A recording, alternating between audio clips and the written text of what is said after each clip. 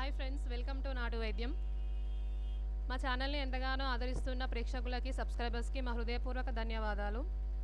ఈ రోజుల్లో చాలామంది బయట జంక్ ఫుడ్కి, ఫాస్ట్ ఫుడ్కి అలవాటు పడి గ్యాస్ ట్రబుల్, అజీర్ణం, మలబద్ధకం, కడుపు ఉబ్బరం లాంటి వ్యాధులతో బాధపడుతున్నారు.